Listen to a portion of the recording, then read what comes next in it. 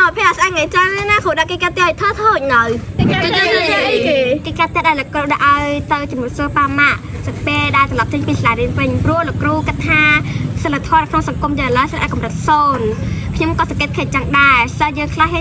នជំរាបសួរតែអ្នកដទៃចំណែកឯប៉ាម៉ាក់ខ្លួនយើងអត់ហ៊ានជំរាបសួរគ្នាពីក្មេងណាហ៊ីពេលទិញទៅរៀនមកហ៊ានជំរាបសួរប៉ាម៉ាក់តែពេលរៀនថ្នាក់កាន់តែខ្ពស់ទៅមានអារម្មណ៍ថាអៀនមិនចេះមូលហេតុអីបានពួកយើងទៅចឹងអត់ទៅកាន់តែខ្ពស់កាន់តែផ្ដោតគ្នាផ្លូវអត់ទៅកាន់តែខ្ពស់កាន់តែទៀតចំណែកពួកយើងវិញកាន់តែខ្ពស់កាន់តែផ្លូវ ហើយអ្នកបំភ្លឺនេះទៅជម្រាបសួរប៉ាម៉ាក់អត់ដឹងគ្នាអត់ដែរហ្នឹង